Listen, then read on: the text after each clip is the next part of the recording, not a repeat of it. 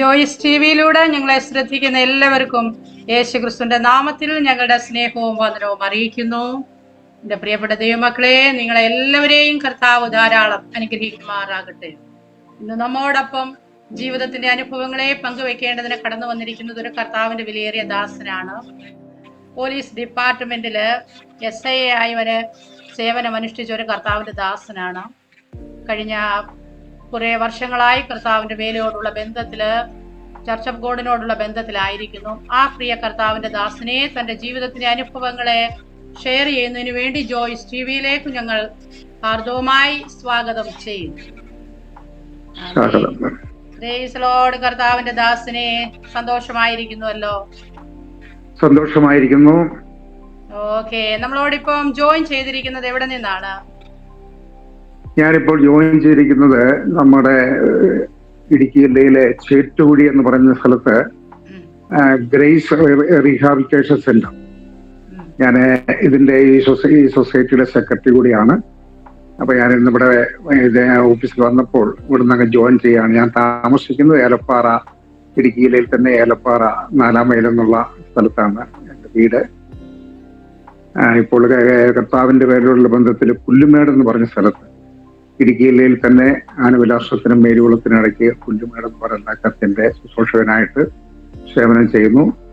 ഞാൻ സർവീസിലായിരുന്നപ്പോൾ തന്നെ ചർച്ച് ബോർഡിലെ ഒരു ശുശ്രൂഷകനാണ്. എന്നാൽ ഫുൾ ടൈം വേലയ്ക്ക് ഇറങ്ങിയത് റിട്ടയർമെന്റിന് ശേഷമാണ്. ആമേൻ, സ്തോത്രം. കർത്താവിന്റെ ദാസനെ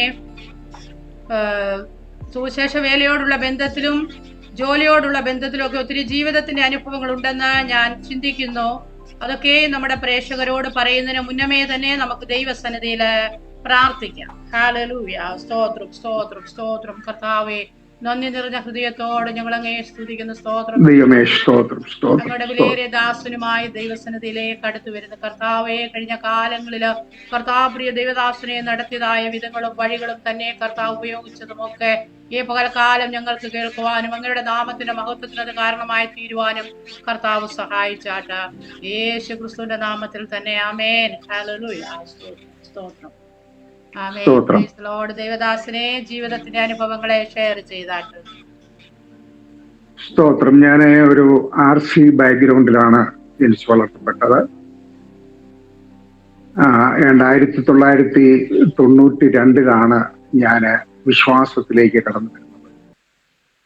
എൻ്റെ ഹൈസ്കൂൾ വിദ്യാഭ്യാസത്തിന് ശേഷം തുടർന്നുള്ള പഠനം നടത്തിക്കൊണ്ടിരിക്കുന്ന സമയത്ത് തന്നെ ഏതാണ്ട് ഒരു 19-20 വയസ്സായപ്പോൾ കേരള പോലീസിലെ ഒരു പോലീസ് കോൺസ്റ്റബിളായിട്ട് എനിക്ക് ജോലി ലഭിക്കുവാനിടയായി തീർന്നു.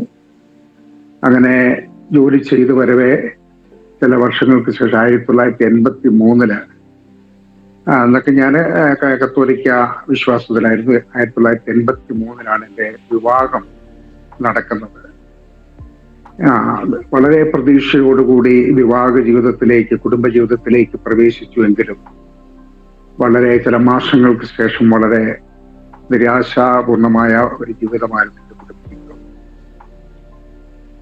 ജോലിയോടുള്ള ബന്ധത്തില് പലപ്പോഴും പല സ്ഥലങ്ങളിൽ ജോലി ചെയ്ത് ചില ആഴ്ചകൾ, മാസങ്ങളൊക്കെ കൂടുമ്പോഴായിരിക്കും വീട്ടിൽ വരുന്നത്. വീട്ടിൽ വരുമ്പോൾ എൻ്റെ വിവാഹം കഴിഞ്ഞ് എൻ്റെ കുടുംബ വീട്ടിൽ പിതാവിനോടും മാതാവിനോടും സഹോദരങ്ങളോടൊപ്പം എൻ്റെ കുടുംബ വീട്ടിലാണ് താമസിച്ചുകൊണ്ടിരുന്നത്. പക്ഷെ ആ കാലഘട്ടത്തിലൊക്കെ എൻ്റെ പ്രതീക്ഷയ്ക്ക് വിപരീതമായി എൻ്റെ സഹപാഠി, അതായത് എൻ്റെ ഭാര്യയിൽ നിന്നും ചില നിരാശയുടേതായിരിക്കുന്ന അനുഭവങ്ങൾ ഉണ്ടാവാനിടയായി. അങ്ങനെ വീട്ടിലെ ചില മാസങ്ങൾ മാത്രം താമസിച്ചു കഴിഞ്ഞ് വീട്ടിലെ ജീവിതം തുടരുവാൻ കഴിയാതെ വന്നപ്പോൾ ഞാൻ പിന്നെ പോലീസ് ക്വാർട്ടേഴ്സിലും വാടകയ്ക്ക് വീടെടുത്ത് താമസിക്കുവാനിടയായി തീർന്നു. ചില മാസങ്ങൾ കഴിഞ്ഞപ്പോഴാണ് എനിക്ക് മനസ്സിലായത് എൻ്റെ വൈഫ് ഒരു മെന്റലി നോർമൽ അല്ല എന്നെനിക്ക് മനസ്സിലായത്. ഒന്നാമത് ടെൻഷൻ നിറഞ്ഞ ഡ്യൂട്ടികളൊക്കെ ചെയ്തിട്ട് വരുമ്പോൾ, ക്വാർട്ടേഴ്സിലും അതിൻ്റെ വീട്ടിലൊക്കെ വരുമ്പം നമുക്കൊരു പ്രതീക്ഷയ്ക്ക് വിപരീതമായി ഒരു തിക്ത അനുഭവങ്ങളൊക്കെയാണ് ഉണ്ടായിക്കൊണ്ടിരിക്കുന്നത്. ഞാൻ അത് വിശദമായി ഒത്തിരി കാര്യങ്ങൾ പറയുന്നില്ല.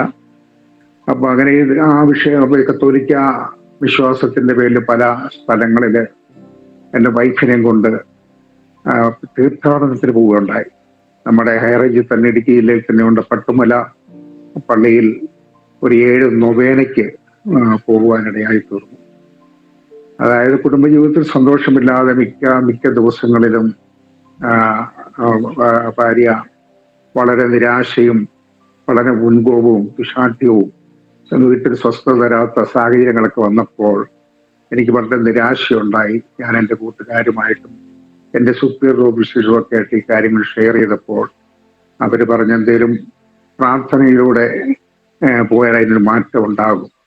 എന്നാൽ പ്രാർത്ഥനയോടൊപ്പം തന്നെ ഞാൻ പല സൈക്കോളജിസ്റ്റിനെയും സൈക്കാട്രിസ്റ്റിനെയും ഒക്കെ കാണിക്കുവാനിടയായി തീർന്നു. പക്ഷെ അതിലൊന്നും ഒരു വിടുതൽ കിട്ടിയില്ല. പിന്നെ ഞാൻ നേരത്തെ പറഞ്ഞ പോലെ പട്ടുമല പള്ളിയിൽ 7 നൊവേനയ്ക്ക് 7 ശനിയാഴ്ച നൊവേന എടുത്തോടെ പോയി. അതുകൂടാതെ അവിടെ അന്നിരുന്ന ഹിപ്പോളിറ്റസ് എന്ന് പറയുന്ന ബ്രദർ പറഞ്ഞു, ഒരു 5 ബുധനാഴ്ചയും കൂടി നൊവേന കൂടണം, എന്നാലേ ഇതിനൊരു മാറ്റം വരുള്ളൂ. അങ്ങനെ 5 ബുധനാഴ്ച നൊവേനയ്ക്ക് പോയി. പക്ഷെ അതിലൊന്നും ഒരു വിടുതൽ കിട്ടിയില്ല. പിന്നെ കത്തോലിക്ക പുരോഹിതന്മാരുടെ അടുത്ത് കണ്ടു. യാക്കോബയ പുരോഹിതന്മാരുടെ അടുത്ത് പോയി പ്രാർത്ഥിച്ചു. മലങ്കര റീത്തിലെ പുരോഹിതന്മാരുടെ അടുത്ത് പ്രാർത്ഥിച്ചു.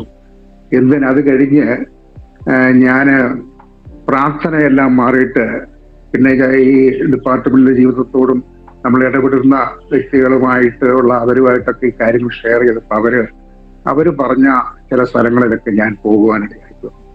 അങ്ങനെ ഞാൻ കുമിളി ജോലി ചെയ്തുകൊണ്ടിരിക്കുമ്പോൾ എനിക്ക് പരിചയമുള്ള ഒരു പോസ്റ്റ്മാൻ എന്നോട് പറഞ്ഞു, സാറേ, എൻ്റെ ഭാര്യയ്ക്ക് ഇങ്ങനെ ഒരു മാനസിക വിഭ്രാന്തി പ്രശ്നമൊക്കെ ഉണ്ടായിരുന്നു. ഞാൻ അവിടെ കുമ്പളിയിലെ ഒരു മുസ്ലിം ഉസ്താദിന്റെ അടുത്ത് പോയി. അദ്ദേഹം ഒരു തകിടൊക്കെ ജപിച്ചു തന്നു. അങ്ങനെ ആ തകിട് ജപിച്ച് അത് കെട്ടിയപ്പോൾ ഒരു മാറ്റം ഉണ്ടായെന്നൊക്കെ പറഞ്ഞു. അങ്ങനെ അദ്ദേഹം പറഞ്ഞതനുസരിച്ച് ഞാൻ ആ കാലഘട്ടത്തില് ഞാൻ മുസ്ലിം ഉസ്താദിന്റെ അടുത്ത് പോയി. പക്ഷെ അദ്ദേഹത്തിന്റെ തകിടൊന്നും കെട്ടുവാനിടയായി തീർന്നില്ല. പിന്നെ കമ്പത്തൊരു മന്ത്രവാദിനി സ്ത്രീയുടെ അടുത്ത് പോയി. അവര് ചെന്നിട്ട് അവര് പ്രശ്നം വെച്ച് നോക്കിയിട്ട്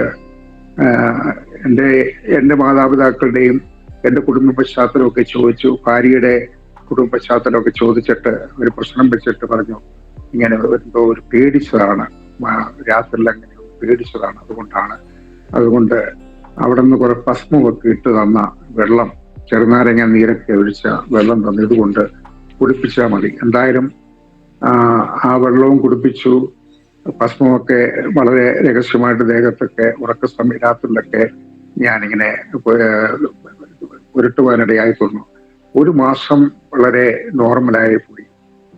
പിന്നെ അത് കഴിഞ്ഞപ്പോൾ വളരെ വയലന്റായി. മിക്ക ദിവസങ്ങളിലും ഡ്യൂട്ടി കഴിഞ്ഞ് വരുമ്പോൾ എന്നോട് വളരെ വയലന്റായിട്ട് സംസാരിക്കുകയും വഴക്കുണ്ടാക്കുകയൊക്കെ ചെയ്തുകൊണ്ടിരുന്നു.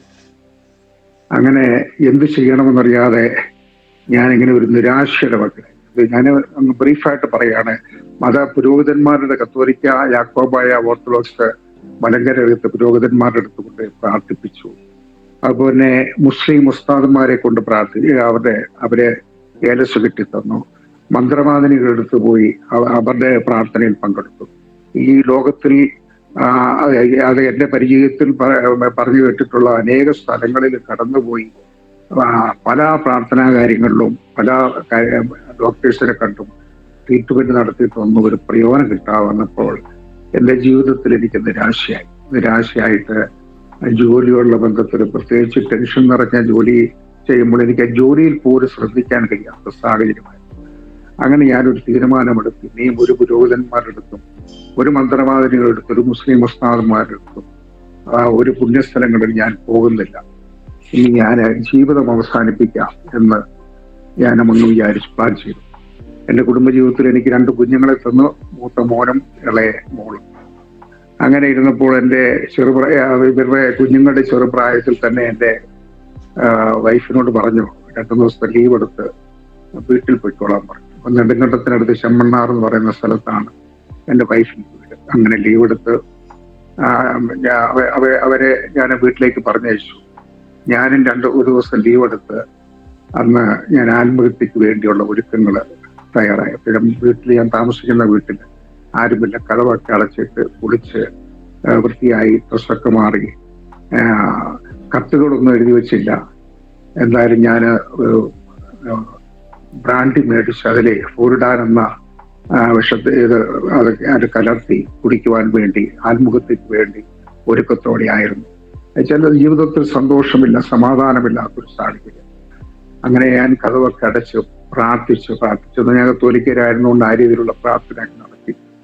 ഞാനിങ്ങനെ പ്രാർത്ഥിക്കുക, ആത്മഹത്യക്ക് വേണ്ടി ഞാനിങ്ങനെ തയ്യാറെടുപ്പോടായിരിക്കുമ്പോൾ ഞാൻ താമസിച്ച മുറിയുടെ ഫ്രണ്ടിൽ കതകിൽ വന്നിങ്ങനെ ആരോ മുട്ടുന്ന ഒരു സൗണ്ട് കേട്ടു.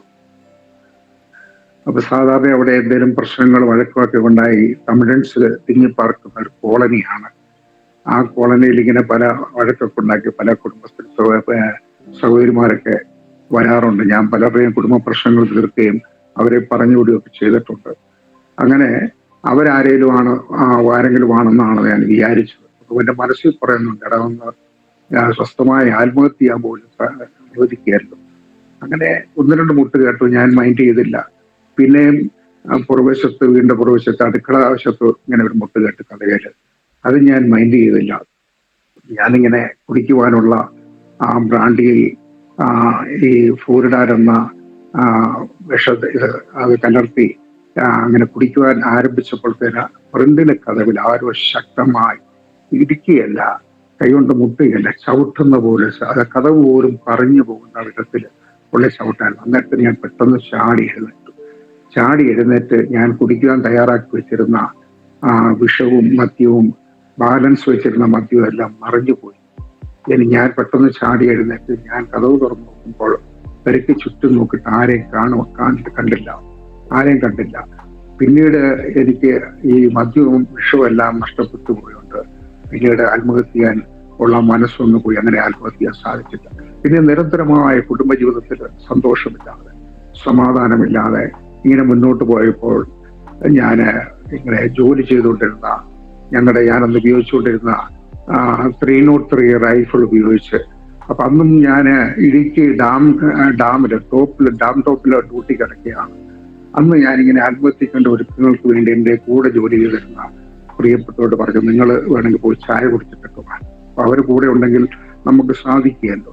ഞാൻ പറഞ്ഞു, നിങ്ങൾ പോയി ചായ കുടിച്ചിട്ടൊക്കെ വാ, ഞാൻ ഒറ്റയ്ക്ക് നോക്കിക്കോളാം എന്ന് പറഞ്ഞ് എല്ലാവരെയും ഞാൻ നിർബന്ധിച്ച് പറഞ്ഞു വിട്ട് ഞാൻ ഒറ്റയ്ക്ക് യൂണിഫോമൊക്കെ വെച്ച് ഞാൻ റൈഫിളൊക്കെ എടുത്ത് വെച്ചുകൊണ്ട് റൈഫിൾ എൻ്റെ ബോഡിക്ക് പാരലായി ഇങ്ങനെ വെച്ചിട്ട് വലത് കാലിന്റെ തള്ളവരൽ കൊണ്ട് ട്രിഗർ പുഷ് ചെയ്യാൻ വേണ്ടി ഇങ്ങനെ ശ്രമിക്കുമ്പോൾ പെട്ടെന്ന് ആ ടണലിൽ കൂടി ഒരു വണ്ടി വരികയാണ്. അപ്പൊ ഞാൻ പെട്ടെന്ന് ഓർത്ത് സുപ്പീരിയർ ഓഫീസേഴ്സ് ഉണ്ടോ, ഇൻസ്പെക്ഷൻ വരികയായിരിക്കും, ഞാൻ എല്ലാവരെയും പറഞ്ഞു വിട്ടല്ലോ, ഞാൻ മുഖാന്തരം അവരെല്ലാം ആബ്സെന്റ് ആകുമല്ലോ എന്ന് വിചാരിച്ചു. പെട്ടെന്ന് ഞാൻ ഉപയോഗിക്കുന്ന ഗ്യാപ്പൊക്കെ എടുത്തു വെച്ചിട്ട് വെളിയിൽ വന്ന് നോക്കുമ്പോഴത്തേന് KSC ബോർഡിലെ ഒരു എഞ്ചിനീയർ അവരെ വിസിറ്റിന് വന്നാണ്. അങ്ങനെ അന്നും അത് നടന്നില്ല. അപ്പൊ പിന്നെയും നിരന്തരമായി കുടുംബജീവിതത്തില് പ്രയാസങ്ങൾ ഉണ്ടായിക്കൊണ്ടിരുന്നപ്പോൾ ഇനിയും ജീവിച്ചിട്ട് കാര്യമില്ല. മദ്യം കഴിച്ചു മരിക്കാമെന്ന്, വിഷം കഴിച്ച് മരിക്കാമെന്ന് വിചാരിച്ചാൽ അത് നടന്നില്ല.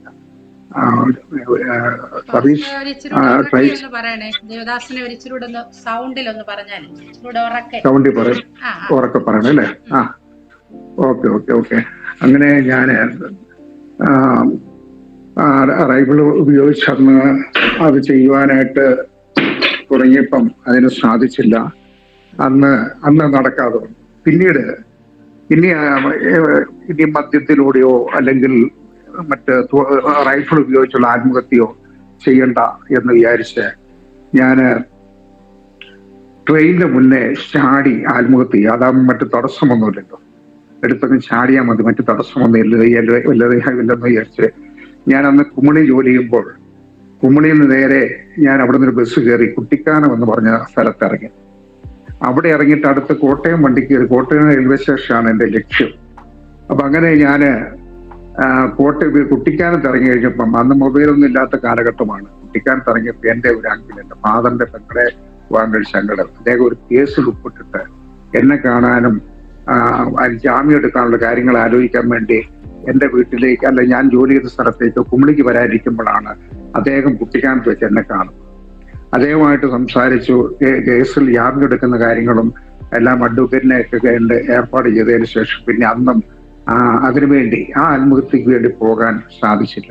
അങ്ങനെ 3 വട്ടം ആത്മഹത്യക്ക് വേണ്ടി ശ്രമിച്ച ആളാണ്. എന്നാൽ അവിടെ ഒന്നും ആത്മഹത്യ ചെയ്യുവാനോ മരിക്കുവാനോ ഒന്നും എനിക്ക് സാധിച്ചില്ല. കുടുംബജീവിതത്തിൽ പിന്നെയും പ്രശ്നങ്ങളായി. ഇങ്ങനെ പ്രശ്നങ്ങളായി ഇരുന്നപ്പോഴാണ് ഞാനിങ്ങനെ അന്ന് ആലപ്പുഴ ജില്ലയിൽ നിന്നൊരു പോലീസ് ഓഫീസർ KC അല്ലേസ് എന്ന് പറയും, അദ്ദേഹം സബ് ഇൻസ്പെക്ടറാണ്. അന്ന് ഞാൻ ജോലി ചെയ്യുന്ന പൈനാവ് ഓഫീസിലേക്ക് അദ്ദേഹം ട്രാൻസ്ഫർ ആയി വന്നു. അന്ന് ഞാൻ സബ് ഇൻസ്പെക്ടർ ആയിട്ടില്ല, ഹെഡ് കോൺസ്റ്റബിൾ ആയിരുന്നു. അന്ന് അദ്ദേഹത്തോട് ഞാനിങ്ങനെ ഇദ്ദേഹത്തിന്റെ ജീവിതം, അദ്ദേഹത്തിന്റെ പ്രാർത്ഥനയും കാര്യങ്ങളൊക്കെ കണ്ടപ്പോൾ ഒരു ദിവസം ഞാനിങ്ങനെ അവിടെ ഞാൻ താമസിക്കുന്ന സ്ഥലത്ത്, പൈനാവ് സ്ഥലത്ത് അന്ന് പള്ളിയില്ല, അന്ന് സ്കൂളിൽ വെച്ചാണ് കുർബാന നടക്കുന്നത്. ഒരു ഞായറാഴ്ച വൈകിട്ട് ഞാൻ അദ്ദേഹത്തെ കുർബാനയ്ക്ക് പോകാൻ വേണ്ടി ക്ഷണിച്ചു. അദ്ദേഹം പറഞ്ഞു, ഇല്ല, ഞാൻ രാവിലെ ചർച്ചിൽ പോയി, ആരാധനയ്ക്ക് പോയി, കുർബാനയ്ക്ക് ഞാൻ വരുന്നില്ല. അപ്പൊ ഞാൻ ചോദിച്ചു, സാർ എവിടെയാണ് ആരാധനയ്ക്ക് പോകുന്നത്? അദ്ദേഹത്തിന് സാക്ഷ്യം പറഞ്ഞു. അദ്ദേഹം ഒരു RC വിശ്വാസിയായിരുന്നു. അതിനുശേഷം CSIയിൽ വന്നു. അദ്ദേഹത്തിന് ഒരു വയറ്റ് വേനയായിട്ട് ആലപ്പുഴ മെഡിക്കൽ കോളേജിൽ ട്രീറ്റ്മെന്റ് ആയിരിക്കുമ്പോൾ ഒരു സർജറിക്ക് വിധേയനായി. അന്ന് അവിടെ വെച്ച് ഒരു ദൈവദാസൻ വന്ന് പ്രാർത്ഥിച്ച് അത്ഭുതകരമായ രോഗസൗഖ്യം അദ്ദേഹത്തിന് പ്രാപിക്കുവാനിടയായി തീർന്നു എന്ന് അദ്ദേഹത്തിന്റെ സാക്ഷ്യവുമൊക്കെ പറയുവാനും ഇടയായി തീർന്നു. അങ്ങനെ അദ്ദേഹത്തിനോട് കൂടെ ജോലി ചെയ്ത് ആ സമയത്ത് ആണ് ഞാൻ കർത്താവിനെ അനുഭവിച്ചറിയാനിടയായി തീർന്നു. അദ്ദേഹത്തിന്റെ കൂടെ ഇടുക്കി അടുത്ത് മരിയാപുരം എന്ന് പറഞ്ഞ സ്ഥലത്ത് ഒരു പ്രയറിന് പോയപ്പോൾ അന്ന് അവിടുത്തെ ആ ദൈവദാസൻ എന്നെ ഇങ്ങനെ ലക്ഷ്യം വെച്ചുള്ള വചന ശുശ്രൂഷയും കാര്യങ്ങളൊക്കെ പറയുമ്പോൾ ആദ്യം എനിക്ക് വളരെ ബുദ്ധിമുട്ട് തോന്നി. RCയിലെ ആചാരാനുഷ്ഠാനങ്ങളെ കുറിച്ചും പുണ്യാളന്മാരെ കുറിച്ചും മാതാവിനെ കുറിച്ചും ഇങ്ങനെയുള്ള കാര്യങ്ങളൊക്കെ വിട്ടു തോന്നിപ്പോൾ എനിക്ക് ആ മീറ്റിങ്ങിൽ നിന്ന് ചാടി പുറത്തു പോയാൽ കൊള്ളാമെന്നൊക്കെ എനിക്ക് തോന്നിപ്പോയി. അങ്ങനെ അവിടെ നിന്ന് ഏതായാലും അതിന്റെ ആ മെസ്സേജിന്റെ കൺക്ലൂഷനിൽ എന്നെ സ്പർശിക്കുന്ന വിധത്തിലുള്ള ദൈവിക ആലോചനകൾ ആ ദൈവദാസൻ കേൾക്കുവാൻ ഇടയായി തീർന്നു. അങ്ങനെ അന്ന് ആ വൈകുന്നേരം സമയം, ആ രാത്രി സമയം, ആ മീറ്റിങ്ങിൽ വെച്ച് കർത്താവിനെ സ്വന്തം രക്ഷിതാവും കർത്താവുമായി സ്വീകരിക്കാനിടയായി തീർന്നു. അത് 1992 ജൂലൈ മാസം 26-ാം തീയതിയാണ് അന്ന് ഞാൻ കർത്താവിനെ സ്വന്തം രക്ഷിതാവും കർത്താവുമായി സ്വീകരിക്കാനിടയായി. അപ്പോൾ ഞാൻ രക്ഷയിലേക്ക് വന്ന കർത്താവിനെ സ്വന്തം രക്ഷിതാവും കർത്താവുമായി സ്വീകരിച്ച് ശേഷം വീട്ടിലെ പ്രശ്നങ്ങള് പണ്ടത്തേക്കാരും ഇരട്ടിയായി പ്രശ്നമായി. എനിക്ക് സ്വസ്ഥത വരുന്നില്ല, പ്രശ്നങ്ങളായി, പ്രതികൂലമായി. ഡ്യൂട്ടി കഴിഞ്ഞ് ഞാൻ വീട്ടിൽ വരുമ്പോൾ എനിക്ക് ഉറങ്ങാൻ പോലും മേലാത്ത സാഹചര്യത്തിൽ ഭയങ്കര പ്രശ്നങ്ങളാണ്. എന്നോട് എപ്പോഴും അങ്ങനെ ഭയങ്കര വഴക്കുണ്ടാക്കും, നിസ്സാര കാര്യം പറഞ്ഞ് പ്രശ്നം ഉണ്ടാക്കും. അങ്ങനെ ഒരു സാഹചര്യമായിരുന്നു. അങ്ങനെ ഇരിക്കുമ്പോൾ ഞാനിങ്ങനെ 1993 കർത്താവിനെ അടുത്ത് സാക്ഷീകരിക്കുന്നു. അന്ന് സാക്ഷീകരിക്കുമ്പോൾ സാക്ഷീകരിക്കുമ്പോൾ 1993 ജാനുവരി മാസം 30-ാം തീയതിയാണ് ഞാൻ കർത്താവിനെ ജലത്തിൽ സാക്ഷീകരിക്കുന്നത്. അപ്പൊ രാവിലെ സ്ഥാനത്തുള്ള ക്രമീകരണങ്ങളൊക്കെ ശരിയാക്കി പാസ്റ്ററോട് അതിനുവേണ്ടി ഒരുങ്ങി നിൽക്കാൻ പറഞ്ഞു. പക്ഷെ അന്നത്തെ നമ്മുടെ കേരള ചീഫ് മിനിസ്റ്റർ K. കരുണാകരനാണ്. അദ്ദേഹം ഇവിടെ ഹെലികോപ്റ്ററിലാണ് കുമളിയിൽ ലാൻഡ് ചെയ്യുന്നത്. സ്കൂൾ ഗ്രൗണ്ടിലായിരുന്നു. പക്ഷെ ഞാൻ സ്കൂൾ ഗ്രൗണ്ടിൽ ഡ്യൂട്ടിയിലായിരുന്നുകൊണ്ട് ഇദ്ദേഹം കുറെ ലേറ്റായാണ് വന്നത്.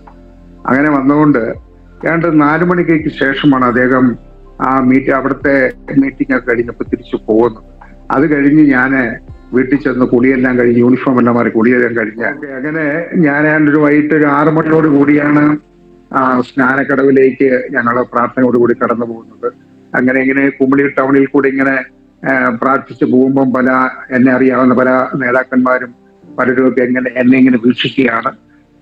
അപ്പൊ അങ്ങനെ 6 മണിയായപ്പോൾ അവിടെ ചെന്നു സ്നാനപ്പെട്ടു. കർത്താവ് അവിടുത്തെ ഞാൻ കുമളി ഡ്യൂട്ടിയിലായിരുന്നപ്പോൾ പല സംഘടനയിൽപ്പെട്ട ആൾക്കാരെ എന്നെ വന്ന് വിളിച്ചു. ഞങ്ങളെ സഭയിലും അവിടെ സ്നാനപ്പെടാം. IPCയിലുള്ള ആൾക്കാരും AGയിലുള്ള ആൾക്കാരും. അപ്പൊ എന്നെ കൊണ്ട് എന്റെ ആത്മീയ പിതാവ് സബ് ഇൻസ്പെക്ടറായിരുന്ന KC അല്ലേസ് സാറ് എന്നെ കൊണ്ടാക്കിയത് കുമളി ചർച്ച കൂടിലായിരുന്നു. അങ്ങനെ ഞാൻ കുമളി ചർച്ച കൂടില് സ്നാനപ്പെടാൻ തീരുമാനിച്ചു. അങ്ങനെ 93 ജാനുവരി 30-ാം തീയതിയാണ് ഞാൻ സ്നാനപ്പെടുന്നത്. അപ്പം ഇങ്ങനെ കൺഫ്യൂഷൻ ആയപ്പോൾ ഞാൻ വിഷയത്തിന് വേണ്ടി പ്രാർത്ഥിച്ചു. ഞാൻ എവിടെ പോയി ആരുടെ കൈ കീഴിൽ സ്നാനപ്പെടണം? ദൈവത്തിന്റെ ആത്മാവ് എനിക്ക് ദർശനം തന്നു. അന്ന് അവിടെ ഇരുന്ന ആ ശുശ്രൂഷയിലായിരുന്ന പാസ്റ്റർ KM ജോയി, അദ്ദേഹത്തിന്റെ കൈക്കീഴിൽ സ്നാനപ്പെടുന്നതായിട്ട് കർത്താവിനെ ദർശനം കാണിക്കുകയും അതിൻ പ്രകാരം അദ്ദേഹത്തിന്റെ കൈക്കിൽ അന്ന് സ്നാനപ്പെടുവാനിടയായി തീർന്നു. അതിനുശേഷം പ്രശ്നങ്ങൾ ഇങ്ങനെ, വീട്ടിലെ പ്രശ്നങ്ങൾ, ഭാര്യയിൽ നിന്നുള്ള പ്രശ്നങ്ങൾ അതിരൂക്ഷമായി കൊണ്ടിരിക്കുകയാണ്. അപ്പൊ എന്നോട് പറഞ്ഞു, നിങ്ങൾ വിശ്വാസത്തിൽ പോവുകയാണെങ്കിൽ എന്നെ ഉപേക്ഷിച്ചു, ഒരു പെന്തക്കോസുകാരി വിവാഹം കഴിച്ച് ജീവിച്ചോളാം. ഞാൻ പറഞ്ഞാലും അത് ഉടനെ നടക്കുകയില്ല. ഞാൻ ഉപേക്ഷിക്കുവാനോ വേറൊരാൾ വിവാഹം കഴിക്കാൻ ആഗ്രഹിക്കുന്നില്ല. എന്നാ പിന്നെ നിങ്ങൾ എന്താന്ന് വെച്ച് ചെയ്തു, ഞാനിവിടെ ഇവിടുന്ന് ഇറങ്ങി പോവുകയാണെന്ന് പറഞ്ഞ് വൈഫ് ആത്മഹത്യക്ക് വേണ്ടി ഞാൻ പോവാണെന്ന് പറഞ്ഞു. വൈകുന്നേര സമയമായപ്പോൾ അങ്ങനെ കുമ്പളി ഫോറസ്റ്റിലേക്ക് പോകാനിടയായിട്ടു. അല്ല, ഞാനിങ്ങനെ സ്നാനപ്പെടുമ്പോഴാണ് വൈഫ് ഞാൻ തിരിച്ചൊരുകൂടെ കാണുകയില്ല, ഞാൻ മരത്തിൽ എവിടെയെങ്കിലും മരത്തിൽ തൂങ്ങിക്കിടക്കുമെന്ന് പറഞ്ഞു. അപ്പൊ ഞാനിങ്ങനെ പറഞ്ഞു, ദൈവഹിതമാണെങ്കിൽ അങ്ങനെ സംഭവിക്കട്ടെ, ദൈവഹിതമല്ല എങ്കിൽ ഞാൻ വരുമ്പോൾ ഇവിടെ കാണുമെന്ന്. ഞാൻ പോയി സ്നാനമൊക്കെ പെട്ടു വന്നപ്പോഴും ആളെങ്ങും പോയില്ല, വീട്ടിൽ തന്നെ ഉണ്ടായിരുന്നു. അതിനുശേഷം ഞങ്ങളിങ്ങനെ വഴക്കുണ്ടാക്കുകയും പ്രശ്നങ്ങളൊക്കെ ഉണ്ടായിക്കൊണ്ടിരുന്നപ്പോഴത്തേന് എന്നോട് പറഞ്ഞു, പ്രാർത്ഥനയ്ക്ക് പോകുമ്പോഴെല്ലാം വഴക്കാണ്, ഭയങ്കര വഴക്കാണ്. പുസ്തകം എടുത്തോട്ട് പ്രാർത്ഥനയ്ക്ക് ഇറങ്ങുമ്പോഴേ അറിയാം പ്രശ്നമാണ്. ഒരു ദിവസം ഞാനിങ്ങനെ പ്രാർത്ഥനയ്ക്ക് പോകാൻ തുടങ്ങിയപ്പോഴത്തേന് എന്നോട് പറഞ്ഞു, നിങ്ങളെന്നാൽ വേറെ എവിടെയെങ്കിലും പൊക്കോ, അല്ലെങ്കിൽ ഇവിടുന്ന് ഞാൻ എവിടെയെങ്കിലും പൊക്കോളാം. ഒന്നുകിൽ വിശ്വാസം പിന്മാറി കത്തോലിക്കരി വരണം, കല്യാണം കത്തോലിക്കരി വെച്ചല്ലേ, അവിടുന്ന് വേറൊരു വിശ്വാസത്തിലേക്ക് പോകാൻ ഞാൻ ആഗ്രഹിക്കുന്നില്ല എന്ന് പറഞ്ഞ ഭയങ്കര പ്രശ്നമായിരുന്നു. അങ്ങനെ ഒരു ദിവസം ഞാൻ പറഞ്ഞു, നീ എത്രയായാലും എൻ്റെ കൂടെ വിശ്വാസത്തിൽ വരും, അതിനുവേണ്ടി ഞാൻ പ്രാർത്ഥിക്കുന്നു പറഞ്ഞു. അതിനെന്നെ കിട്ടിയല്ല, അതിന് വേറെ ആളെ നോക്കിക്കോളാൻ പറഞ്ഞു. അപ്പൊ ഞാനിങ്ങനെ പുസ്തകം എടുത്തിട്ട്, ബൈബിൾ എടുത്തിട്ട് പറഞ്ഞു, ഇന്നേക്ക് 2 വർഷത്തിനകം നീ വിശ്വാസത്തിൽ വന്നിരിക്കും, ഇല്ലെങ്കിൽ ഞാൻ ഈ പുസ്തകം കാത്തു വെച്ചോളാം പറഞ്ഞു. പിന്നെ ഞാനിങ്ങനെ കർത്താവിനോട് പറഞ്ഞു, കർത്താവെ, ഞാനിങ്ങനെ അവിവേകമാണോ, ഇങ്ങനെ പറഞ്ഞു പോയില്ല, അതുകൊണ്ട് 2 വർഷത്തിനകം ഞാൻ പുസ്തകം കാത്തു വെക്കാനിടയാകരുത്, അതുകൊണ്ട് എൻ്റെ ഭാര്യയെ വിശ്വാസത്തിൽ കൊണ്ടുവരണം. ഞാനൊരു വാക്യം പറഞ്ഞ് പ്രാർത്ഥിക്കുമായിരുന്നു, കർത്താവ് യേശു ക്രിസ്തുവിൽ വിശ്വസിക്കുക, എന്നാൽ നീ നിന്റെ കുടുംബവും രക്ഷ പ്രാപിക്കുമെന്നുള്ള ആ വചനം പറഞ്ഞ് പ്രാർത്ഥിച്ചു. ഞാൻ 1 വർഷം കഴിഞ്ഞു, 11 മാസം, 1 വർഷവും കഴിഞ്ഞ് 11 മാസമായപ്പോൾ ഞാൻ എൻ്റെ ഭാര്യയുടെ വിടുതലിന് വേണ്ടി 7 ദിവസം ഉപവസിക്കാൻ തീരുമാനിച്ചു. അങ്ങനെ 7 ദിവസവും എല്ലാ ദിവസങ്ങളിലും ഗസ്റ്റ് പാസ്റ്റേഴ്സ് എൻ്റെ വീട്ടിലുണ്ടായിരുന്നു. ഒരു ദിവസം മാത്രം, ഒരു വ്യാഴാഴ്ച ആരുമില്ലായിരുന്നു, ഗസ്റ്റ് പാസ്റ്റേഴ്സ് ആരുമില്ലായിരുന്നു. ഞാനൊരു മുറിയിൽ ഒറ്റയ്ക്കാണ് വിശ്രമിക്കുന്നത്. രാത്രി ഏതാണ്ട് 12:30 ആയപ്പോൾ എൻ്റെ കാലില് എന്തോ ഇങ്ങനെ തലോടുന്നത് പോലെയോ എഴയുന്നത് പോലെയൊക്കെ ഇങ്ങനെ തോന്നി. അപ്പൊ ഞാനിങ്ങനെ കാല് കുടഞ്ഞു കഴിഞ്ഞപ്പോഴത്തേന് അത് കഴിഞ്ഞിട്ട് ഇനി കാണുന്നില്ല. പിന്നെ ഞാൻ പെട്ടെന്ന് ലൈറ്റ് ഇട്ട് നോക്കിയപ്പോഴത്തേന് എൻ്റെ ഭാര്യ വന്ന്, ഞാൻ വിശ്രമിക്കുന്ന മുറിയിൽ വന്നിട്ട് കട്ടിലിന്റെ താഴെ ഇരുന്നുകൊണ്ട് എൻ്റെ കാലേലിങ്ങനെ തലോടുകയായിരുന്നു. അപ്പൊ ഞാൻ നോക്കുമ്പോൾ കയ്യിലൊരു കിഴിക്കെട്ടുണ്ടായിരുന്നു, ഒരു കിഴിക്കെട്ട്. അപ്പൊ ഞാന് അന്ന് താമസിച്ചുകൊണ്ടിരുന്ന പറമ്പ് ഞാൻ വാങ്ങിച്ചതിന്റെ കുറെ കടമുണ്ടായിരുന്നു. അപ്പൊ ഞാൻ പറഞ്ഞു, ആ സ്വർണ്ണമൊക്കെ ഒന്ന് തന്നായിരുന്നു, നമുക്കൊന്ന് വിറ്റിട്ട് വിൽക്കുമല്ലോ, അത് പണയം വെച്ചിട്ട് കടങ്ങളൊക്കെ ഉണ്ടായിരുന്നു. അപ്പൊ എന്നോട് പറഞ്ഞു, അതൊന്നും കിട്ടിയില്ല, സ്ഥലം മേടിച്ചവർ വീട്ടിൽ കൊണ്ടുപോകാൻ പറഞ്ഞു. അങ്ങനെ ഞാൻ അന്ന് ആ 7 ദിവസം ഭാര്യയുടെ വിടുതലിന് വേണ്ടി, എല്ലാവർക്കും അറിയത്തില്ല, വീട്ടിലെ ചിലർക്കറിയാം, സഭയിലെ ദേവദാസനും മറ്റുള്ളവർക്കറിയാം, വൈഫിന്റെ വിടുതലിന് വേണ്ടിയാണ് ഞാൻ 7 ദിവസം ഉപവസിക്കുന്നറിയാം.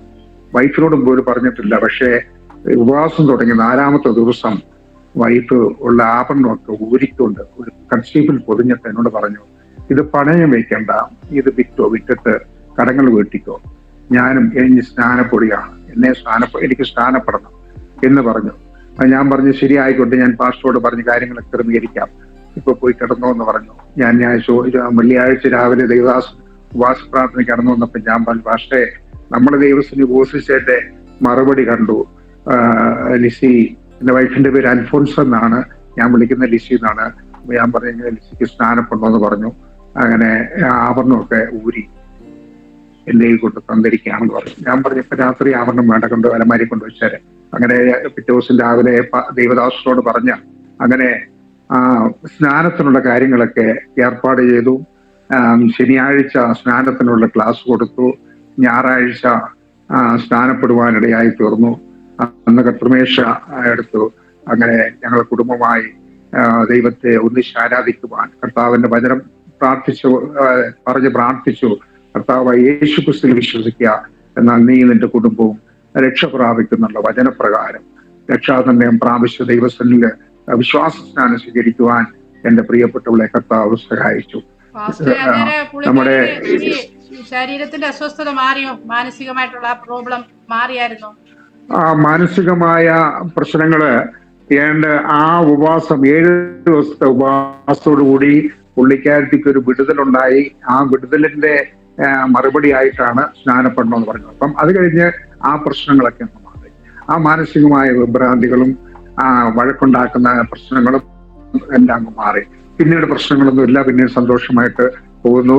അത് കഴിഞ്ഞ് കുഞ്ഞുങ്ങള് 2 പേരാന്ന് ഞാൻ പറഞ്ഞില്ല. മൂത്ത മകൻ ഇപ്പോൾ ഓസ്ട്രേലിയയില് കുടുംബമായിട്ട് അവിടെ അവര് താമസിച്ച് ജോലിയുള്ള ബന്ധത്തിലായിരിക്കുന്നു.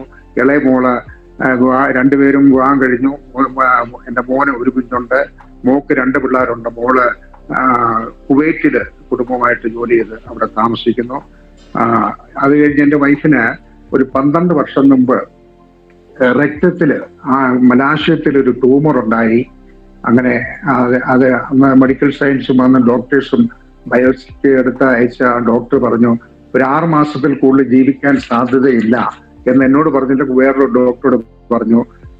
അദ്ദേഹം എന്നോട് പറഞ്ഞു 6 മാസത്തിൽ കൂടുതൽ ജീവിക്കരുതെന്നാണ് ഡോക്ടർ പറയുന്നത്. ഈ രക്തത്തിൽ ഇങ്ങനെ ട്യൂമർ വന്നാൽ അതങ്ങനെ സാധാരണഗതിയിൽ ജീവിക്കാൻ പാടാണെന്ന് പറഞ്ഞാൽ നിങ്ങൾ പ്രാർത്ഥിക്കാൻ പറഞ്ഞു. അതൊന്നും സഭയായി ഞങ്ങൾ പ്രാർത്ഥിക്കുവാനിടയായി തീർന്നു. ഇന്നിപ്പോ 12 വർഷമായി ആ കാര്യം RCC പോയി സർജറി എല്ലാം നടത്തി. എങ്കിലും ഇന്ന് വരെ ആ രോഗം പിന്നീട് ഉണ്ടായിട്ടില്ല. അതിൻ്റെതായിരിക്കുന്ന ഒരു മരുന്നും കഴിക്കുന്നില്ല. അങ്ങനെ എന്റെ ജീവിതത്തിൽ, വ്യക്തിപരമായ ജീവിതത്തിൽ കർത്താവ് വലിയ അത്ഭുതങ്ങളും അടയാളങ്ങളും ചെയ്തു. അതിനുശേഷം എന്റെ കുഞ്ഞുങ്ങള് മോനെ 14 വയസ്സായപ്പോൾ മോന് സ്നാനപ്പെട്ടു. മോളും 2 വർഷം കഴിഞ്ഞപ്പോൾ മോള് സ്നാനപ്പെട്ടു. ഇന്നെല്ലാം അവര് കുടുംബമായിട്ട് അവരെല്ലാം വിശ്വാസത്തിലായിരിക്കുന്നു. ഞാന് 93 സ്നാനപ്പെട്ടു. 95 മുതൽ സഭാചാർജ് എന്ന നിലയിൽ കർത്താവിന്റെ വേലയിലായിരുന്നു. 2000 മുതൽ സഭാചാർജോടുകൂടി കർത്താവിന്റെ വേലയോടെ ആയിരിക്കുന്നു. ഇന്ന് റിട്ടയർഡായിട്ട് 11 വർഷമായി. ഫുൾ ടൈം കർത്താവിന്റെ വേലയിലായിരിക്കുന്നു. കർത്താവ് അയക്കുന്ന സ്ഥലങ്ങളിലൊക്കെ പോയി കർത്താവിനെ സാക്ഷീകരിപ്പാനും വചന ശുശ്രൂഷിപ്പാനും കർത്താവ് സഹായിച്ചുകൊണ്ടിരിക്കുന്നു. അത്ഭുതകരമായി അതിശയകരമായി കർത്താവ് ഞങ്ങളെ നടത്തിക്കൊണ്ടിരിക്കുന്നു. സ്തോത്രം. ഒത്തിരി വർഷങ്ങള് വൈഫിന്റെ ഈ പ്രശ്നങ്ങൾ കൊണ്ട് എനിക്ക് കുടുംബമായിട്ട് ആരാധിക്ക് പോകാൻ കഴിയാതെ ഒക്കെ വളരെ ഭാരത്തിലായിരുന്നെങ്കിലും ഞാൻ പറഞ്ഞതുപോലെ 2 വർഷം തികയുന്നതിന് മുമ്പ് തന്നെ കർത്താവ് അത്ഭുതം ചെയ്തു. അതായത് 1 വർഷവും 11 മാസമായപ്പോൾ എന്റെ പ്രിയപ്പെട്ടവള് ദൈവസന്നിധി കടന്നു വരുവാനും സ്നാനപ്പെടുവാനും ഒക്കെ ഇടയായി തീർന്നു. ആ രോഗം, ആ മാനസിക വിഭ്രാന്തി പിന്നീട് ഉണ്ടായിട്ടില്ല. അങ്ങനെ കുടുംബമായി ഞങ്ങൾ കർത്താവിന്റെ വയൽ പ്രദേശത്ത് അധ്വാനിക്കുന്നു. കുഞ്ഞുങ്ങള് ഭവനത്തിലില്ല. എന്റെ വീട്ടിൽ ഇപ്പൊ ഞാനും ഭാര്യയും എന്റെ അപ്പാപ്പന്റെ ഭാര്യ അമ്മാമയും മാത്രമാണുള്ളത്. അങ്ങനെ ഞങ്ങളെ 3 പേരും കുടുംബമായിട്ടോടെ പാർത്തുകൊണ്ടിരിക്കുന്നു. കുഞ്ഞുങ്ങൾ ഇവിടെയിലാണ്. കർത്താവിന്റെ വേല ചെയ്തുകൊണ്ടിരിക്കുന്നു. ഞാനിപ്പോൾ ഇരിക്കുന്നത് കേട്ടുവഴി ഗ്രേസ് റീഹാബിലിറ്റേഷൻ സെന്ററിലാണ്. ഞാൻ ഒരു 10-12 വർഷമായി ഇതിന്റെ പ്രവർത്തനങ്ങളിലും ഈ ഗ്രേസ് ഹോമിന്റെ പ്രവർത്തനങ്ങളിലും വ്യാപൃതനായിരിക്കുന്നു. നിലവിൽ ഇതിന്റെ സെക്രട്ടറി ആയിട്ട് സേവനമനുഷ്ഠിക്കുന്നു. കർത്താവ് അയക്കുന്ന സ്ഥലങ്ങളിലൊക്കെ കർത്താവിന് സാക്ഷീകരിക്കുവാൻ പോകുന്നു. കർത്താവിന്റെ വേല ചെയ്യുന്നു. അങ്ങനെ കുടുംബമായ കർത്താവ് ഞങ്ങളെ മാനിച്ചുകൊണ്ടിരിക്കുന്ന ദൈവസ്നേഹത്തിനായി ദൈവത്തിന് സ്തോത്രം ചെയ്യുന്നു. എനിക്കും പലവിധമായ രോഗങ്ങൾ, ഞാൻ വിശ്വാസത്തിലേക്ക് വരുന്ന കാലഘട്ടത്തില് എനിക്ക് പലവിധമായ രോഗങ്ങൾ ഉണ്ടായിരുന്നു. എനിക്ക് സൈനസൈറ്റിസ് മറന്ന രോഗമുണ്ടായിരുന്നു. പല ട്രീറ്റ്മെന്റുകൾ ചെയ്തിട്ടും, ആയുർവേദം, അലോപ്പതി, ഹോമിയോ പല ട്രീറ്റ്മെന്റ് ചെയ്ത്, അക്യുപഞ്ചർ പല ട്രീറ്റ്മെന്റ് ചെയ്തിട്ടും സൈനസൈറ്റിസിന്റെ തലവേദന മാറാതെ നിന്നു. എന്നാൽ വിശ്വാസത്തിലേക്ക് വന്നു കഴിഞ്ഞ് അത് പ്രാർത്ഥിച്ച് ആ രോഗത്തിന് പൂർണ്ണമായ ഒരു ശമനം കിട്ടുവാൻ കർത്താവിടെയൊക്കെ. അതുപോലെ ഞാനൊരു ആസ്മാറ്റിക് പേഷ്യന്റ് ആയിരുന്നു. വലിവ് രോഗത്താൽ ഭാരപ്പെട്ടു പലപ്പോഴും ഡ്യൂട്ടി ചെയ്യുന്നതിനൊക്കെ വളരെ ബുദ്ധിമുട്ടുണ്ടായിരുന്നു. എന്നാൽ ആ രോഗത്തിൽ നിന്നും കർത്താവ് ദൈവസന്നിധി ഉപവസിച്ച് പ്രാർത്ഥിച്ചപ്പോൾ അതിൽ നിന്നും കർത്താവ് ഒരു വിടുതല്. അതായത് എന്റെ ഫാദറിനും ഗ്രാൻഡ് ഫാദറിനും ഒക്കെ ആസ്മ രോഗമുണ്ടായിരുന്നു. അത് എനിക്കും ബാധിച്ചോ, എനിക്ക് പാരമ്പര്യമായി കിട്ടിയാണെന്നൊക്കെ ഭാരപ്പെട്ടു. എന്നാൽ വിശ്വാസത്തിൽ വന്നു കഴിഞ്ഞ് അതെ, ആ ആസ്മ രോഗത്തിന് വേണ്ടി ഉപസിച്ച് പ്രാർത്ഥിച്ചു. ആ രോഗത്തിൽ നിന്ന് കർത്താവ് പൂർണ്ണമായ ഒരു വിടുതൽ തന്നു. അതുപോലെ എന്റെ മുട്ടിന് താഴോട്ട് 2 കാലിലും സ്കിൻ ഡിസീസ് ഉണ്ടായിരുന്നു. ഡ്യൂട്ടിക്ക് പോകുമ്പോൾ പാൻറ്റൊക്കെ ഇട്ടുകൊണ്ട് പോകുന്ന അറിയില്ല, പാൻറ്റൊക്കെ ഊരി കഴിയുമ്പോൾ ഇങ്ങനെ ചൊറിയുമായിരുന്നു. ഞാനിങ്ങനെ ചീപ്പും ചിരട്ടയൊക്കെ വെച്ചൊക്കെ ചൊറിയുമായിരുന്നു. അതിലും കഷായങ്ങളും അലോപ്പതി ട്രീറ്റ്മെന്റുകളൊക്കെ നടത്തി. പക്ഷെ അതിനും ഒരു കുറവില്ലായിരുന്നു. കൃപയാൽ ദൈവസന്നിധി വന്നു കഴിഞ്ഞ് പ്രാർത്ഥിച്ച് എണ്ണയിട്ട് ആ രോഗത്തിനും കർത്താവ് പൂർണ്ണമായ വിടുതൽ തന്നു. ഇതുവരെയും കർത്താവ് നടത്തിക്കൊണ്ടിരിക്കുന്നു. എത്ര കാലം ആയുസ് തന്നാലും കർത്താവിന് വേണ്ടി അധ്വാനിക്കുവാൻ, കുടുംബമായ കർത്താവിന്റെ ഭയപ്രതിഷ്ഠ അധ്വാനിപ്പാൻ തക്കവണ്ണം ദൈവകൃപയിൽ ആശ്രയിച്ചിരിക്കുന്നു. കർത്താവ് അതിശയകരമായി അത്ഭുതകരമായി എന്നെ നടത്തിക്കൊണ്ടിരിക്കുന്നു. കർത്താവ് ഏൽപ്പിച്ച ശുശ്രൂഷകള് അതൊക്കെ പല സ്ഥലങ്ങളിൽ കടന്നുപോയി അനേകർക്ക് വേണ്ടി പ്രാർത്ഥിച്ചു. അവർക്ക് കർത്താവ് സൗഖ്യം കൊടുത്തിട്ടുണ്ട്. അതുപോലെ ഭൂതഗ്രസ്തരായിരുന്ന അനേകർക്ക് വേണ്ടി പ്രാർത്ഥിച്ചു. അവർക്ക് അതിൽ നിന്ന് വിടുതൽ കർത്താവ് കൊടുത്തിട്ടുണ്ട്. അങ്ങനെ ഇതൊന്നും എന്നിൽ ഞാൻ ചെയ്യുമെന്നല്ല പറയുന്നത്. എന്റെ കർത്താവ് പോയി പല സ്ഥലങ്ങളിലും അതുപോലെ പലർക്കും വേണ്ടിയുള്ള ദർശനങ്ങളും വെളിപ്പാടുകളും തന്ന് അവർക്ക് വേണ്ടിയൊക്കെ പ്രാർത്ഥിക്കുമ്പോൾ അവർക്കും രോഗസൗഖ്യം കൊടുക്കുന്നു. ആ ബന്ധനസ്ഥരായിരിക്കുന്നവരെ വിടുവിക്കുവാൻ സാധിക്കുന്നു. ആത്മഹത്യ ചെയ്യുവാൻ വേണ്ടി വളരെ പ്രേരണയോടെ കരുതലോടെ ആയിരുന്ന ചില പ്രിയപ്പെട്ടവർക്ക് വേണ്ടി ദർശനം തന്നു. അവർക്ക് വേണ്ടി പ്രാർത്ഥിച്ചു. അങ്ങനെയുള്ള പ്രിയപ്പെട്ടവര് ആത്മഹത്യ ചെയ്യാതെ അവര് വിശ്വാസത്തിൽ കടന്നു വരുവാൻ ഇടയായി തീർന്നിട്ടുണ്ട്. ഇന്നും കർത്താവ് അത്ഭുതകരമായി അതിശയകരമായി നടത്തിക്കൊണ്ടിരിക്കും. ഒരു എക്സാമ്പിൾ പറയാമോ ആത്മഹത്യ ചെയ്യാനായിട്ട്? ഏതെങ്കിലും ഒരു എക്സാമ്പിൾ, 1-2 എക്സാമ്പിൾ പറഞ്ഞാലും നമുക്കത് ഓർമ്മയിലുണ്ടെങ്കിൽ.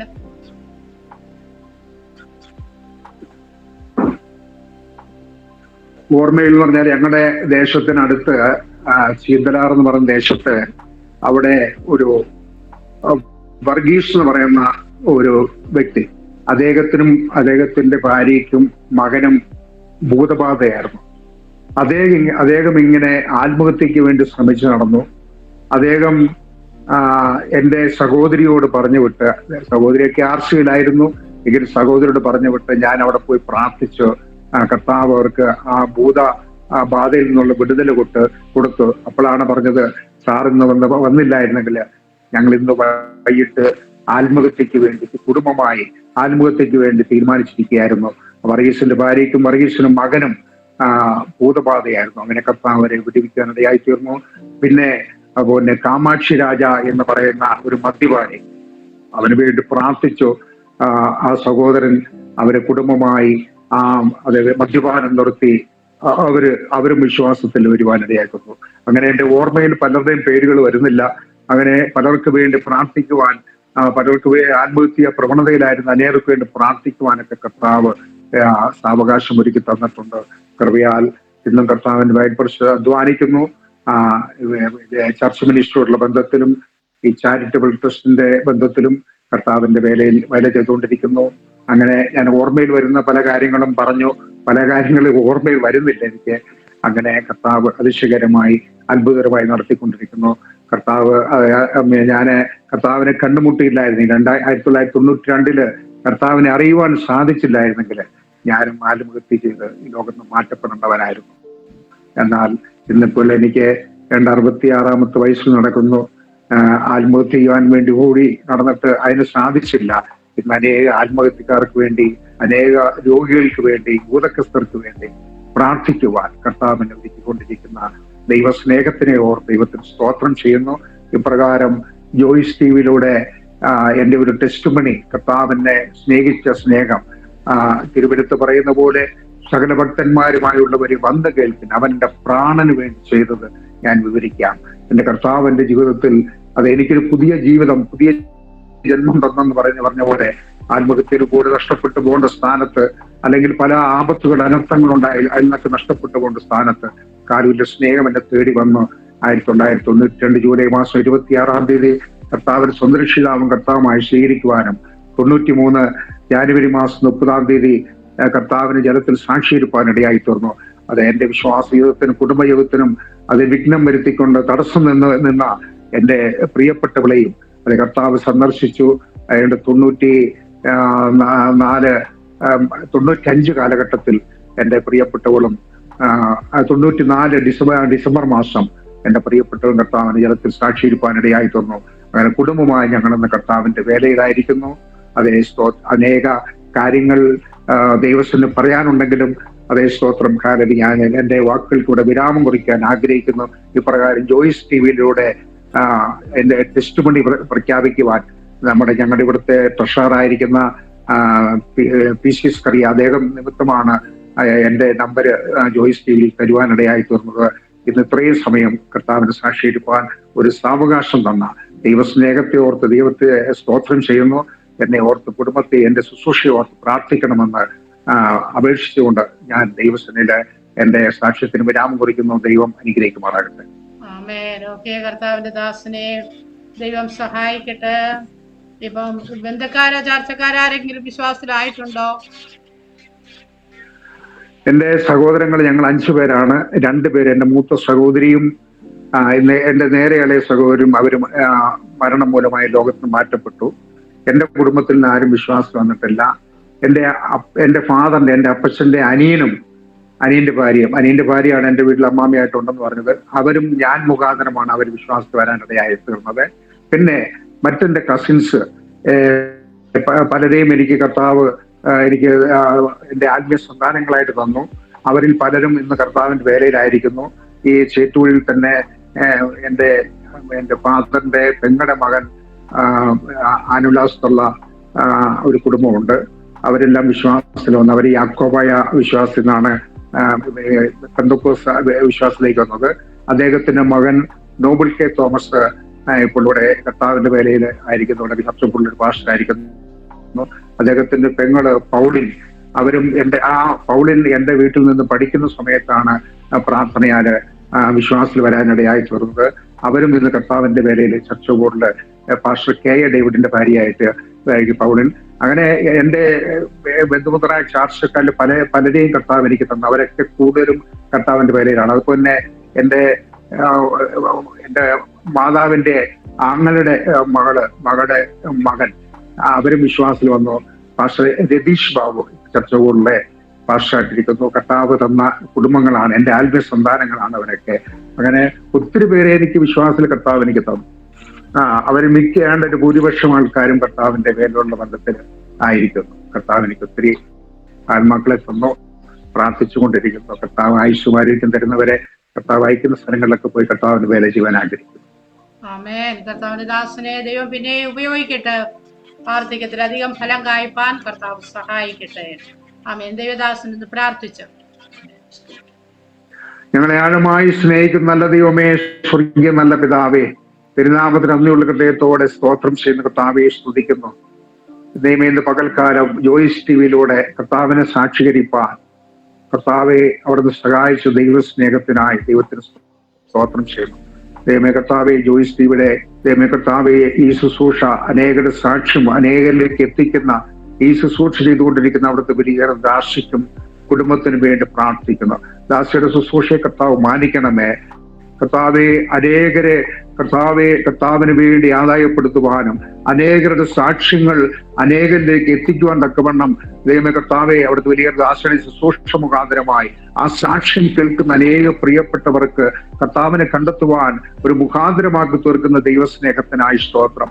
ഇന്ന് പകൽക്കാലം അല്പസമയം കർത്താവിനെ അനുഭവിച്ച, കർത്താവിനെ കണ്ടുമുട്ടിയ കർത്താവിന്റെ സ്വന്തം രക്ഷിതാവും കർത്താവുമായി സ്വീകരിച്ച, കർത്താവിന്റെ ജലത്തിൽ കർത്താവെ സാക്ഷീകരിപ്പാൻ ഇടയായ ഇതിനെക്കുറിച്ച്, അല്ലെങ്കിൽ കർത്താവെ അടിയന്റെ പ്രിയപ്പെട്ടവളെ കർത്താവ് വിടുവിച്ച ദൈവസ്നേഹത്തെ ഓർത്ത് ദൈവത്തിന് സ്തോത്രം ചെയ്ത് കർത്താവെ എന്നെ കേൾക്കുന്ന ദൈവം അനേക പ്രിയപ്പെട്ടവർക്ക് ഇതൊരു വിടുതലായി തീരട്ടെ. അനേക കുടുംബങ്ങൾ ദൈവമേ കർത്താവെ ആത്മഹത്യയുടെ വക്കിലെത്തിയിരിക്കുന്നു. പരസ്പരം സ്നേഹമില്ലാത്തവരായി, പരസ്പരം സന്തോഷമില്ലാത്തവരായി, ദൈവമേ കർത്താവ് മാനസിക വിഭ്രാന്തിയോടെ ആയിരിക്കുന്ന അനേക പ്രിയപ്പെട്ടവർക്ക് ഇതൊരു ദൈവമേ ഉദ്ധാരണത്തിനും ദൈവം കർത്താവിനെ അറിയുവാൻ ഒരു മുഖാന്തരമാക്കി തീർക്കുമാറാകണമേ എന്ന് പ്രാർത്ഥിക്കുന്നു. ദൈവരങ്ങൾ സമ്പൂർണമായി ഏൽപ്പിച്ച് പ്രാർത്ഥിക്കുന്നു. പ്രാർത്ഥന കേട്ട കൃപയ്ക്കായി സ്തോത്രം. അവിടുത്തെ പുത്രനും ഞങ്ങളുടെ രക്ഷിതാവുമായ യേശു കർത്താവിന്റെ നാമത്തിൽ ഏറ്റവും വിനയമോടെ അപേക്ഷിക്കുന്നു. കൃപ തോന്നി കേൾക്കുമാറാകണമേ. സ്വർഗീയ നല്ല പിതാവേ, ആമീൻ, ആമീൻ, ആമീൻ. ആമേൻ, ആമേൻ. കർത്താവിന്റെ ദാസനെ ഓക്കെ, സ്തോത്രം.